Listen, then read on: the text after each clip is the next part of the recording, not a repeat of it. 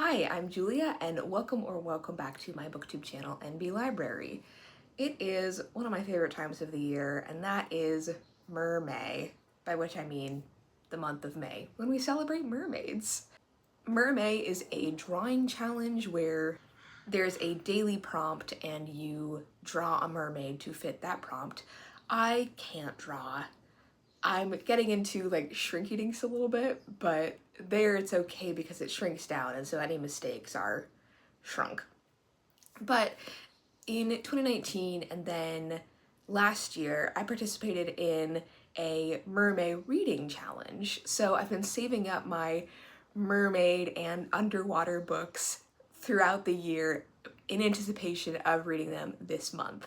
And I always find mermaid themed lo-fi playlists and water level video game music to listen to this month. I really get into it. It's also the month of my birthday, so that's extra celebration for me. So the books that I'm going to be reading are, first of all, the audiobook for Mermaids Never Drown. This is a YA anthology of mermaid-themed short stories with a lot of authors that I've already read. I've had this on my TBR since, I want to say last fall or maybe even last summer, just waiting for this month. And honestly, I'm filming this video right now because I'm about to go on a long drive, and I know that at some point I'm going to finish the audiobook that I'm currently listening to and going to start the Mermaids Never Drown audiobook. I'm documenting nearly every book that I'm reading this month. I'm filming like 3 videos simultaneously. There's a lot going on, but it's very fun and I'm enjoying it. What also works out so perfectly is that one of my most anticipated books of the year, The Tapestry of Fate by Shannon Chakraborty, is coming out just a few days before my birthday this month. This is the sequel to The Adventures of Amina al-Sarafi, one of my favorite books from last year. And I'm lucky that I didn't have to wait as long as everyone else did because I read the book a while after it came out. So I only had to wait a few months for this release, but it has been much anticipated. This is set in like around the 900s in the Middle East, kind of off the coast of Yemen, and Amina al-Sarafi is a older female pirate who's been pulled out of retirement for what started out as one last job and has turned into a trilogy of adventures. I have already pre-ordered the audiobook on Libro FM because I really enjoyed listening to the audiobook of the first book. The main character is telling her story to someone else, and so when she has asides, she like grabs the mic and pushes it away, and so her voice is muffled while she's like talking to this other person in the room. And it's just little details like that that really elevate the audiobook experience. Another book that I've been saving to read is The Salvage by Anbar Salam. This is by a Palestinian-Scottish author. It is sapphic horror and is about a shipwreck. And I'm scared of shipwrecks, so I thought I would scare myself a little bit by reading this book. It's set in the 1960s in a little Scottish town. There's a big storm, and this archaeologist, I think, is investigating a shipwreck, and then spooky things start to happen. I bought this a while ago and was purposefully saving it for this month, so I've been excited to start it. And then a book that I just bought last weekend at Elliott Bay Bookstore for Indie Bookstore Day is The Devil of the Deep by Valencia Jean-Francois. This actually has a mermaid in it. Look, you can see on the spine. The 3 main characters are a pirate, a naval sailor, and a mermaid, and they're all caught up in this adventure. I think, as I mentioned before, I'm pretty sure the characters are queer and trans, so this sounds really good, and I haven't really heard that many people talking about it or reviewing it, so I'm gonna be the one. And then lastly, this has been a bountiful crop of ARCs that I've received lately. I took the advice of someone on Reddit because I was following the NetGalley subreddit, and a person who works for a publisher on there had tips for how to get more ARCs, and I followed them, and lo and behold, the ARCs have been pouring in, honestly. It's a, how do I turn off this fire hose? I received the ARC for Pasha the Storm by Lynn Kodega. This is very Amina al-Sarafi adjacent. It's about a retired pirate, and it's also sapphic. I first heard about Lynn Kodega through their journalism surrounding the D&D OGL scandal. If you know, you know. and they had their first book, Moth Eater, come out last year, and then Pasha the Storm is coming out this summer. So I'm excited to read that and tell you all what I think of it. That's the TBR. I'm going to start with Mermaids Never Drown. I'll give you a halfway through update. I'm going to be keeping track of my reviews of all of the short stories, and then I will average out the rating, and that will be my rating for the anthology. And then with each book, I'll give an intro and then a halfway update and my final review. So I'll see you at the halfway point for Mermaids Never Drown. I'm now 46% of the way through Mermaids Never Drown, and I decided to stop at 46% because I just finished a story, and I'm sure that the next one will get me past 50%, but I've read 7 of the 14 stories, so it seemed especially a good time to stop and update you. Of the short story collections that I've read the past few weeks, because I read 2 last month, I've had a pretty good average rating for these stories so far. Only one of them was below a 3, which is kind of rare for a short story collection. And one I rated really highly, the story by Darcy Little Badger, I really liked. I found that I prefer Darcy Little Badger writing short stories. I've read Snake Falls to Earth and Alatsoi, and they were a bit uneven to me. But I really like the way that she commits to all of her characters being on the aromantic or asexual spectrum. Aside from her and the first story though, a lot of the stories have been centered on romance, which is hard to do in a short story. I feel like these authors are kind of setting themselves up to fail a little bit. And I also don't think that you have to have a love interest to show that a character is queer. Some other themes that have been particularly prevalent are a human meeting a merfolk or vice versa. I like the stories where people already know about mermaids and they're kind of already established, like in Kaylin Bayron's story, which reminded me a little bit of A Song Below Water by Bethany C. Morrow.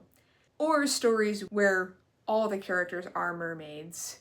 Kind of the typical mermaid short story that would spring to mind as your first idea to write would be a human meeting a mermaid, and so I appreciate that most of these authors have gone beyond that idea into something more fresh and unique.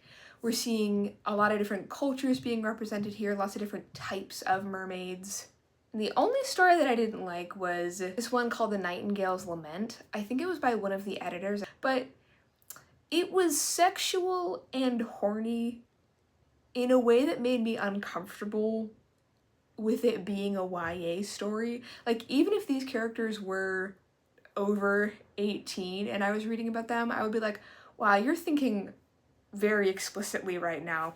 Now, I should not be the one determining what teens are reading, but as an adult reader, I'll note that it made me uncomfortable. Honestly, I'm kind of pleasantly surprised by this. I mean, I think I said earlier that I expect going into a short story collection to have to wade through to get to some gems, but only one of these has had me like rolling my eyes. And I think it comes down to a strong editorial hand. I think that short story collections really like live and die by their editors. That's why like editors of collections and anthologies like get awards, is because they can pull good short stories out of their authors and organize a good anthology.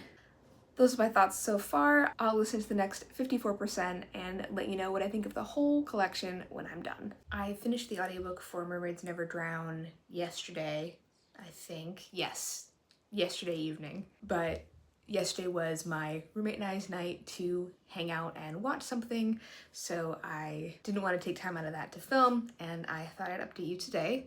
Correction from my previous update, the horny story that I read was by Carrie Mansicolo, I think her name is, and I looked up and the other things that she's written are like new adult fae romance, so it makes a little bit more sense that her story would be kind of new adult. Right after that story, there was a story by, I think, Adriana Herrera, who I have read from and liked in the past, that had interesting world building. This was a prince in sea wolf's clothing, but The main character had no agency whatsoever, and everything else had to be decided by people around her, most egregiously by this one guy, where like at the climax she didn't do anything, but this guy was like, I believe in you, and she was like, oh my gosh, a man believes in me, I have the power now.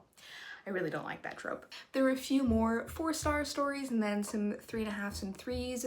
Overall, this is a pretty queer collection, which I think is kind of routine these days for a young adult collection, which I'm not complaining about. I would say probably over half of the stories had queer characters. And you know, I have YA books on my TBR still, but I'm reading less and less of it as the years go on, and understandably, it's just resonating with me less, and I roll my eyes at some things. I still hold out hope in the YA that I read that I'll find a YA that transcends it all and is a really excellent story. Not only that resonates with young adult readers, but also adult, because a YA book can be great and really good for its target audience, but might not be the type of book for me, who is turning 30 in like a week. There were some moments that almost made me skip some stories where I was like, is a teenage girl really the first person to have thought of this? Surely not. And sometimes with like mermaid stories in particular, you get the trope of like, we can't reveal ourselves, the government would experiment on us. And I thought that it would have been cool to see a few more stories that were about like collaboration between mer people and humans, or like a more integrated society, kind of like Kaylin Barron's story in the first half. And that one was still about prejudice and kind of a metaphor for racism, but was also about like collaboration between humans and merfolk. Overall, the stories ended up having an average 3.25 ratings. That's what I rated this book. Very glad that it was above a 3. It's been tough lately, but also good, because it feels like every book I want to start, I have to film a video first. So I may not start this one right away, but just to have the video film so I have the option. Next, I will be reading The Salvage by Anbar Salam. And it's funny, I think that this might involve a storm in 1962. So there was a short story in Mermaids Never Drown called Nor'easter that was about the Ash Wednesday storm on the east coast of the US in 1962, and this is about a storm in 1962 but in Scotland. And like I said before, this is sapphic, and it is, I think, about a archaeologist and a haunted shipwreck, and it's by a Palestinian Scottish author. I just finished the other book I was reading, which was not related to a video, thank goodness, but it was an arc. And now that that's done, I think I might be free to start The Salvage, but maybe not tonight. I've got writing with my writing buddy in a few minutes, and I've been reading pretty much a book a day this month, so that'd be nice to kind of slow down and do something else for a bit. But I will update you when I'm halfway through The Salvage. I'm halfway through The Salvage, so about 175 pages. And I'm really enjoying this. I'm glad that I didn't pay much attention to the average rating. I think that the average rating, which is even lower on Goodreads than the Storygraph, is due to the main character is not exactly likable, and the pacing is kind of slow. And so I think that the rating comes down to more personal preference than whether this book is good or not. I think it is very well written, and I am enjoying it quite a bit. I keep whispering no, or oh no, or like covering my eyes. It's just dripping with atmosphere, and the tension just keeps ratcheting up. It's like a horror movie, or more accurately, I guess, a horror mini-series. In this book, we're following Marta Corey, who is an archaeological diver. She has been sent to the island of Cairnrock in northern Scotland, where the nobles of the island, Lord and Lady Purdy, have hired the Museum of Glasgow to investigate a shipwreck. The shipwreck was found in the Arctic and towed to Cairnrock, where Marta is investigating it. The Purdy's ancestor, Captain James, died on the shipwreck, and in fact his remains are still on it. The Purdy's are very invested in the image of Ald James, as the islanders call him, and invested not only emotionally but financially in the shipwreck and bringing tourism to the island and revitalizing it. Most people work as fishermen or in the mines, and the hotel that Marta is staying at has just been limping along for years, propped up by the Purdy's in hopes that it will be ready for when tourism comes. Now, Marta has a lot of things going on. Back home, she has some marital problems where she believes that her husband is cheating on her. And so kind of in retaliation, she cheated on him with someone, and then that went horribly wrong. And that is haunting her in this novel.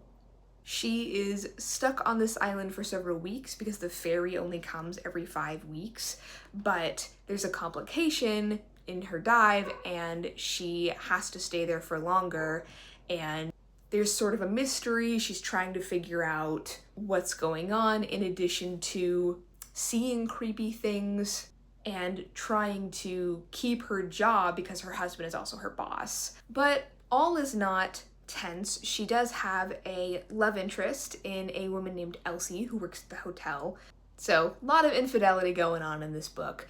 And I like that Elsie and Marta's relationship is very realistic.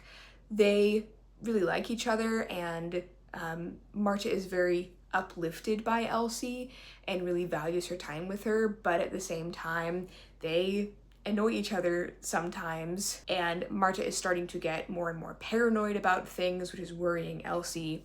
At the part that I just read, Marta got sick for a week, and while still sick, decides to go on a dive, and the sea is starting to freeze over, or it's got ice floating on it from the river, so the sea is not freezing, but it's still very, very cold and dangerous, and Elsie is upset with her for going on this dive. And Marta's past has come to haunt her in more ways than one. The book starts with this, epigraph explaining that there was this big storm on Christmas Eve, I believe, in 1962, and the bad weather and cold stayed until March of 1963. So I don't know if she's going to get stuck on the island for that amount of time. We're in December at this point, and so there is this ticking time bomb of the storm that's going to go off at some point. I will give you that Marta is not a very likable character. I think that she is sympathetic, if not likable. I like being in her head. I like her voice. I like her relationship with Elsie. I think because she's sapphic, I'm kind of rooting for her, honestly. She keeps kind of digging herself deeper in things, but it's like one mistake snowballed into this thing, and she keeps having to shovel to get herself out of it, but it's just digging herself deeper. So she seems like a normal person like you or me who made some mistakes and had some bad things happen and is just piling down on her, and so she's not making the best decisions. So those are my thoughts so far on the Salvage. I'll update you when I'm finished.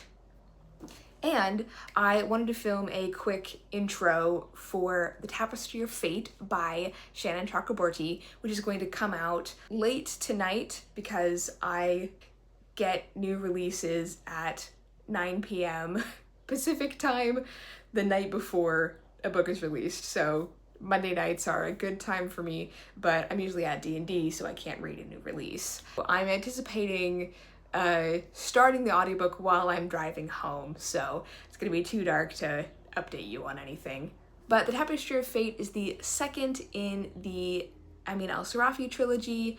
I know that Amina is going to be on a new adventure in this book.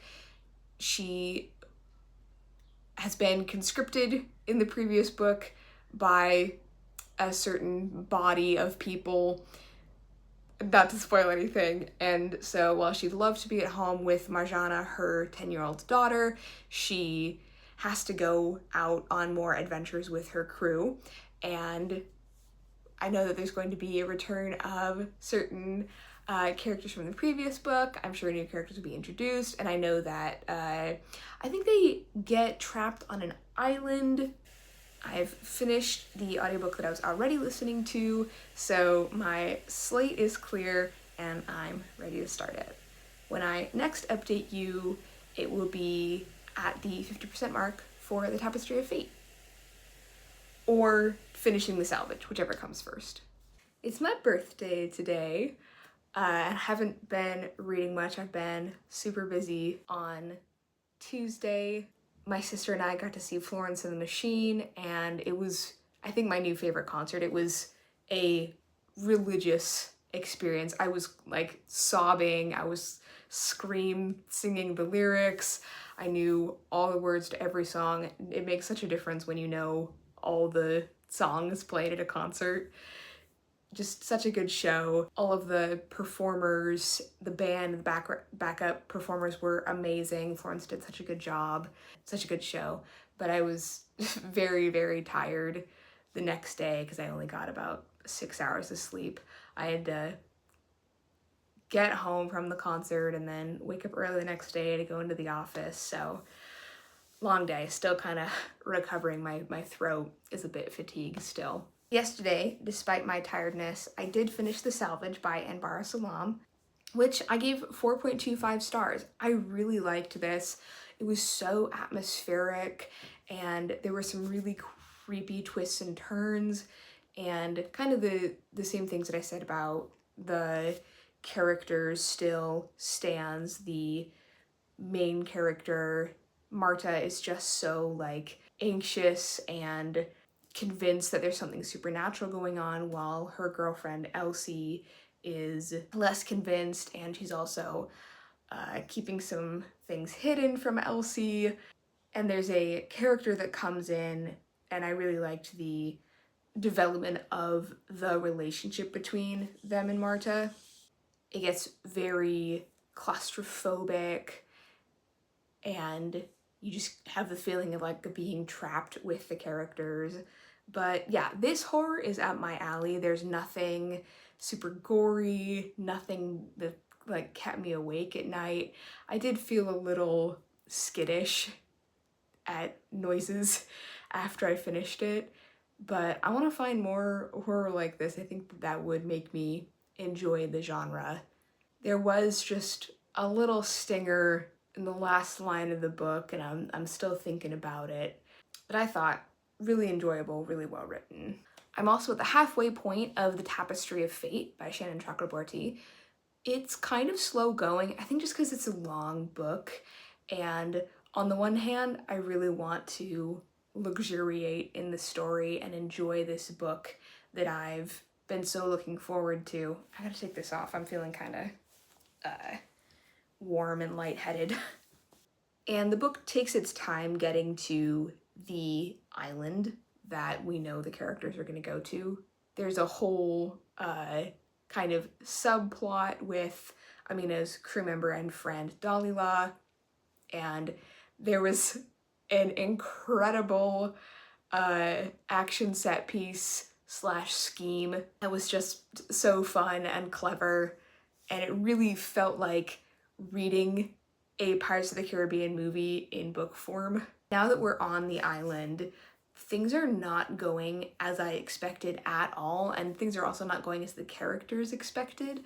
So I really don't know what to expect here, which I like. I like being in the dark about the plot. I have some ideas of what might happen, but we shall see. I don't think that this book is gonna be a 5. I think it'll be like easily a 4 to a high 4, but it's not grabbing me as much as the first book did. And I think that now that we're in the middle section and that we're on the island, it has definitely slowed down, and like intriguing things have happened, and there is kind of a like central mystery, but I want there to be a little bit more excitement to it. I think that's part of the reason that it feels like it took a while to get to the middle. Maybe now that we've hit the halfway point, things will start to ramp up again. The first third was very exciting, so I think it makes sense that we've kind of slowed down. And there was a moment in the first third of the book where something happened that I had really hoped was going to happen, and I was on a walk and I was like, yes, yes, yes. So I want more of those moments, and like moments that I experienced in the first book where I was just having so much enjoyment from the reading experience, of just moments of world building and wonder and adventure. I want a little bit more of that. So that's where I'm at. I have not decided which of the non-audiobooks on my TBR I'm going to read. I've got Devil of the Deep and Pasha the Storm. Reading Pasha the Storm right now feels weird because the premise is so similar to the Amin al-Sarafi books, so I'm actually reading a nonfiction book right now that's not related to MerMay, so I will probably finish that one. It's good but a little dry, so I might need to supplement with some like quicker fiction. Oh, and I wanted to show you, I got a new e-reader, but I was able to keep my same case, and I figured out what point on the screen is woken up and put to sleep by magnet, because that's how this case works, but it's on a different spot for this e-reader, even though it still fits the case. So I located the spot and then taped a magnet to the case. This is just a temporary solution. This masking tape probably will not hold up to great, I was gonna say scrutiny, but you know what I mean. The thing that I love about this is the Cobo Clara color, is that despite the fact that it's like, Kindle calls it Paperwhite, the like e-ink technology, it is in color. I don't know how they do that. It's sorcery to me. That's the big draw for me is, I mean, our eyes are drawn to color, right? And I want to see the colors of all of the book covers that I have on here, and hopes that it will entice me to read books on my e-reader more. I've got a like 9-book TBR on here that I want to clear off, in addition to 4 arcs. I got this for myself for my birthday, and I was thinking about getting a new e-reader for a while. Kind of my biggest reason that I didn't was that I wanted to make sure that my case, which I just got all these stickers for, I'd still be able to use, so I'm very glad that I can. Another reason that I wanted a new e-reader is that my old one was having a like screen sensitivity problem where it wasn't super quick to respond, and I would try and push like, you know, an arrow or click on a book or something, and I would have to be like slightly up and to the right to hit the spot that I wanted to. And then I realized that that's because the e-reader is 6 years old. So it had a good run. Glad to have this one. So that's where I'm at with all of that. I'll get back to you when I finished The Tapestry of Fate, and then let you know what my next book is gonna be. I finished The Tapestry of Fate a little while ago. The last 2 hours or so of the audiobook were very exciting, and as always, it's hard to talk about the second half of a book, especially the second book in a series. My, not critiques of the book necessarily, but reasons that I'm not giving it a 5 still stand from my review of the first half. It's a much slower, more ponderously paced book. There are not very many action set pieces in the last 2/3 of the book, as there were in The Adventures of Amin al-Sarafi. I think that there are ways that this book improved on the first one. I said in my review for the first book that I wanted Amina to be a little bit more badass and clever and live up to her legendary status more, and she absolutely did that in this book. It passes flying colors as far as I'm concerned. She's clever, resourceful, badass. Like, she does get some great fight scenes. Really at the heart of this book is a relationship with her friend Dalila, the only other woman on the crew, who is a mistress of poisons. That's kind of her epithet. And something happens in the first part of the book that has repercussions for their relationship down the line. And throughout the book, there continues to be this tension between them, but Amina is also trying to show Dalila, who's very prickly, just how much she cares for her and how worried she is for her friend, while Dalila is in turn worried about Amina and in her own way trying to show Amina how much she cares. This introduces its own cast, and there is I think I mentioned in my review of the first half, a third POV that gets introduced that's really crucial to the book. Something that this series does a great job at is villains. In the first book, you had Falco Palmanestra, who was a Frank, who was just evil, such a great villain. And then in this one, you have Queen Lab, the sort of Circe figure, who rules over this island of Katugal that the main characters end up on. And she's a very complicated character in ways that I don't want to spoil, but I think that that was all very well done, where even by the end of the book, I felt sympathetic towards her, while she was still a very formidable antagonist. I think this book made a good choice in introducing new characters, to have some other characters from Mina's crew kind of take a back seat so that we could focus on the relationship with Dalila and developing Queen Lab. They're minor characters in the first book, so they don't have as much going on as Dalila does. Although that could change in the third book, especially with the thing that happens at the very, very end of the book. I'm going to rate this one 4.25 stars. It was still very enjoyable and had several moments where I shouted in excitement or got choked up, but it didn't have the action set piece kind of traveling the globe that I loved from the first book.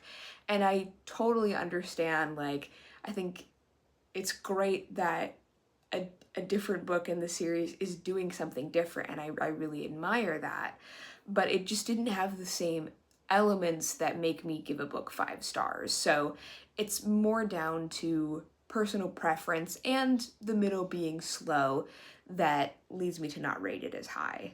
I did mention that I wanted to wait to start other books for this vlog until I had finished The Tapestry of Fate, because the other 2 books on my TBR are quite similar. So I'm going to start reading next Devil of the Deep by Valencia Jean-Francois. I've already talked about this book quite a bit. I think we've got black queer pirates and a mermaid. I own it, so the stakes feel a little bit higher for me liking it. I actually did see, I think it was Carrie Can Read who reviewed this recently, who said that it was very fast-paced and there wasn't a lot of, like, breather time in between the action. So that could end up being good. I could end up liking that or agreeing with her and also wanting more breathing room, so we shall see. I'm now halfway through Devil of the Deep by Valencia Jean-Francois. This one is, I don't think, going to get higher than a 3.5 probably. It was originally indie published, and I don't mean to be insulting about this. It shows. I think that it could have been cleaned up when it was traditionally published. This is done by Bindery Books, who also did Burn the Sea, which I read earlier in this month. The world building feels YA in a way that I have noticed as a reader of YA in my life. There are these 7 islands, which are the Caribbean islands. The names aren't changed. Haiti is Haiti, which is the Haitian name for Haiti, and Port-au-Prince is called Princess Port, and Puerto Rico is called Borica. Like, they're just the Caribbean. But there's no mention of other countries or trade with other countries. I'm not even sure that the 7 islands are sovereign nations, or if they're all one nation. That's unclear to me. And also, all of the bad people are part of the same faction. So it's an uncomplicated world. We've got our main character, Nana Delahaye, which is the same last name as Jaquat Delahaye, which is a black female pirate captain that may or may not have existed. Lou Ortega, who is a captain in the fleet, and Pearl, who's a mermaid who's found herself on land. Pearl is being hunted, Nana is trying to save her, and then Lou has been sent to track her down. Now, halfway through the book, and I'm surprised that it's taken this long, Lou and Nana have not been reunited yet, but they did know each other when Nana was part of the fleet, and they were both, I think, lieutenants, but Nana was thrown overboard as punishment for, I can't remember now, I think she maybe failed to carry out an order that she thought was wrong, but she was rescued by a pirate captain, and is now a pirate captain called the Devil of the Deep. Pearl is from this underwater nation of mermaids who believe in this god called Agwe, who her uncles who've raised her, who are a gay couple, believe that a lot of the religion surrounding Agwe is a lie. And we learn that the admiral of the fleet in Ayiti that Lou is part of also believes in Agwe and is part of this conspiracy to raise up a lost island and bring Agwe's chosen people, the mermaids, back to the land and in power, which will kill a lot of people, as you'd imagine when an island comes rising out of the ocean. I think that the author does a good job of making all of the different POV characters different and believable. Like, I really sympathize with Lou. He's trans, I didn't expect this, but he's the son of the governor of Borca. But he was supposed to be married off, but joined the fleet as a trans man. And then Pearl's a 15-year-old, and her part of the book, she feels like a young teen. But then Nana has a whole, I wouldn't even call it a love story, but a relationship with this woman going on. I think the woman might have some kind of magical hold on her. Lou is wanting so badly to be accepted in the fleet and is really bought into the mythology of Agwe. He's just been promoted as a captain. I think probably his gender identity is tied into being a sailor, and so although this hasn't been stated, that feels right to me, and that probably he feels like if he wasn't a sailor and if he wasn't all bought in on this fleet, then his gender identity would be a little bit invalidated. Something that I've noticed that I don't necessarily blame the author for, I more blame the editor, is a lot of use of past perfect, which you'll understand what that is once I explain it to you. You've definitely read it before. It's, she had gone down to the store yesterday and done this and this and this. But there's a entire, like, multiple paragraphs in this book where for every past tense verb, the author uses past perfect, where usually you would just need to do that once and then we understand that we're in a flashback. But it's not just she had gone down to the store and bought some milk and talked to her neighbor. It was she had gone down to the store and she had bought some milk and she had talked to her neighbor, and it was kind of excruciating, if I'm being honest. Aside from the chapters that are more sexually explicit between Nana and her lover, this does read like YA.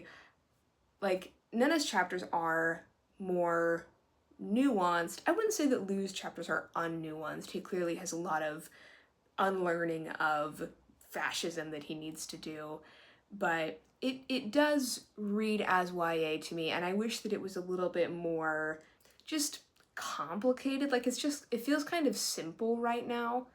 The bad guys all believe in this one god and they're trying to do this plan, and the good guys don't want that.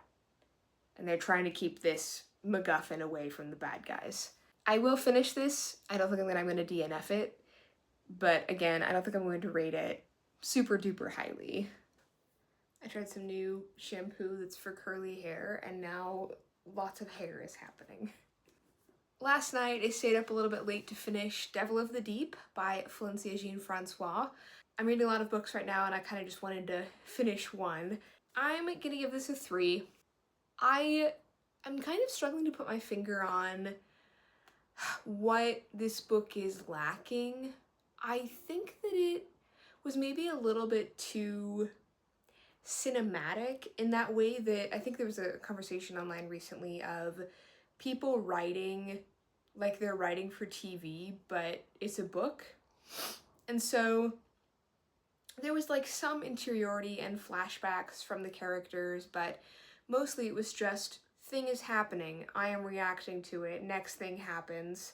And I was also thinking about how kind of dovetailing off what I said about world building in the first half, I don't know what happens outside this book. Like, I can't imagine a larger world. I can't imagine what's going on with other characters. It's just kind of what is in the book is what has happened. And it's a fine story, and I thought the climax was good and exciting, but it feels just a little bit 2D in a way where we're just kind of told this is the story and it's a fine time, but I'm not explaining this well. You know when you read a book and there's a little world building detail and you're like, oh, I want to know more about that, or oh, I can imagine the people that have that job, or oh, I can imagine the type of person that would have built that building, or ooh, I wonder what happened to that person to make them the way that they are. There's not really a lot of that in this book. It's just the main characters are who they are and who we're told on page. And there's not really a broader world outside of what's described. There's some world building around the religion and not even mythology because it's shown to be true, but the cosmology of this world that I liked. And that came into the second half more. We got more about Nena's involvement with kind of the cosmology, and something happened to Lou that was surprising that left room open for a sequel. I mentioned earlier that Bindery Books also did Burn the Sea, and they did Recipes for an Unexpected Afterlife that I read last month. So they're putting out lots of stuff that I think has great premises, but aside from Burn the Sea, which I thought was good, I want the editors to take a little bit more care and like developmental editing when it comes to their books. I'm getting a little bit tired of holding this up. Here we go, 2 hands. I also wanted to mention something that I forgot to mention in the first half is that when Pearl the mermaid comes onto land and grows legs, kind of like the Little Mermaid, she can't speak, but she's used to signing while praying, so she can communicate through sign, and then fisher folk also know how to sign. So Lou and Nena, Lou especially, can communicate with her through sign, and I know a little bit of ASL, American Sign Language, because my roommate is really interested in it and took it in high school. And so several of the signs that the author described, I was like, oh wait, yeah, she's just describing ASL. And I'm of 2 minds about this. Like, on the one hand, I think it would be cool if she had made up a new sign language, but then on the other hand, they are speaking English in this book, so you can imagine that it's been translated into ASL from whatever the sign language actually is within the book. Kind of middle of the road. I don't really have much more about it to say. I just wish that it were a bit more deep, a bit less YA fantasy feeling. And I might as well film my intro for the next book so that I can start it at my leisure. The final book that I'm going to read for this vlog is Pasha the Storm by Linda Codega. This comes out this summer, I think in June, which is why I have to read it soon. This is about a female pirate captain and a sort of toxic sapphic relationship. Apparently, the author went through a lot of common pirate tropes of the last 10 years and then tried to subvert them. So I'm a little nervous because I'm worried that the main character might be like not a great person, and like historical pirates, not good people. Fantasy fiction pirates can be all right. Like, there's a reason I like them. So I'm hoping that I can root for the main character. Depending on this video is going to come out before another video that I have planned. I'm substituting this for the older protagonist bingo square for my r/fantasy bingo that I'm doing. So this is going to be used for that reading challenge since it's queer and I'm doing an all queer bingo board. So I'll see you again when I'm at about 50% of the way through Pasha the Storm.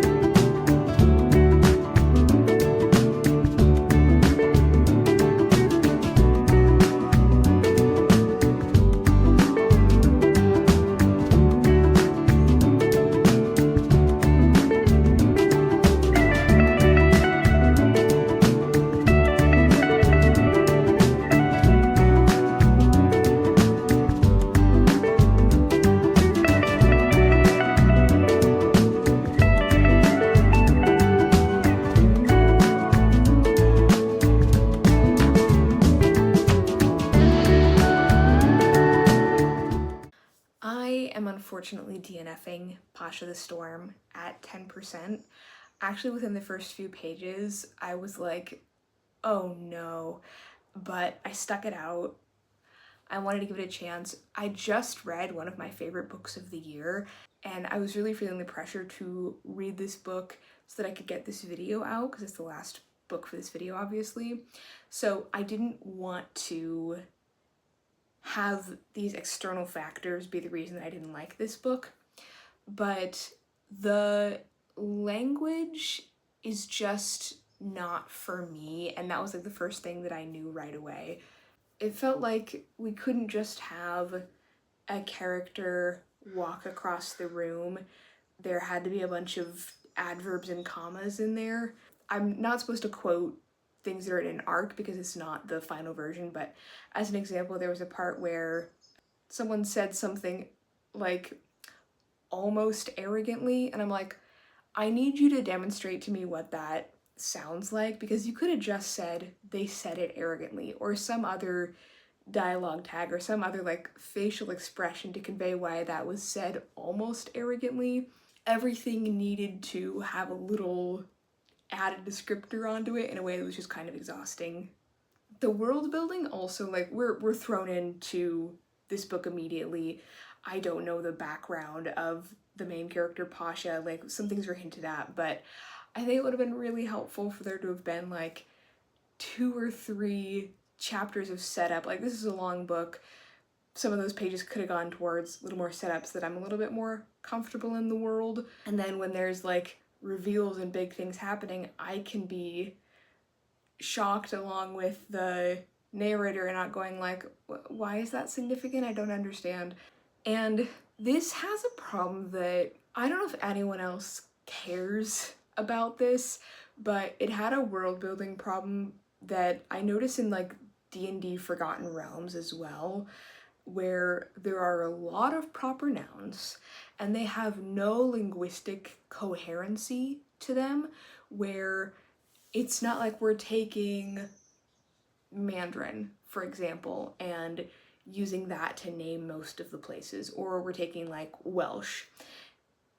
There's all of these place names and all of these like ethnicity names and people's names, just like a lot of proper nouns, and none of them felt like cohesive. Like, I always point to the Goblin Emperor when thinking about books with a lot of world building that throws you in right away, that has a lot of proper nouns, and that starts in media res. It's doing all the things that I didn't like in this book. But in that book, the author has a very clear understanding of what their language is, and you can actually read a little bit about something she wrote in, I want to say, a blog post about like the program that she used to develop this language. And having read all the books set in that world, I understand like when someone's name ends in this, it usually means that they're male, or people who aren't titled use the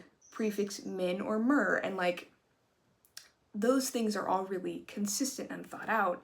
And here it just feels kind of like the Forgotten Realms does, where like a bunch of people worked on it, and so there's not a lot of consistency in phonemes. So it doesn't help you like latch on to what's going on. Now, this is more of a your mileage may vary thing, and I think sometimes this can work, but as an ace person, it annoys me. This book is really horny. Not just the characters are horny, the book itself is horny, where you could have spent some time explaining how the world works, but instead the main character is just constantly thinking about like how she wants to bang. And then we switch to another character and she's constantly thinking about how she wants to bang, and in fact there's like an unnecessary sex scene, and that's where I DNF'd the book. That's just not for me, and I find it kind of grating and immature. Now, this main character, Pasha, she's in her late 50s, and Amina al-Sarafi is a comp title for this one. It's one of the reasons I picked up the book. But, like, Amina's not horny. Like, she gets it on, but she's also, like, believably a 50-year-old. She has experience, she has knowledge, she has expertise in things. She messes up for sure. Like, she is, I would say, kind of a messy person. And I like characters that are competent and in control. I just find it more interesting in a character. But Pasha just, aside from the few references to like aches and pains, felt like she was in her mid-20s. Now, it can be really empowering for a older woman to be talking about and thinking about her sexuality. That's great. But in the first 10%, like, I only know a few things about Pasha, and one of them is that she's horny on main.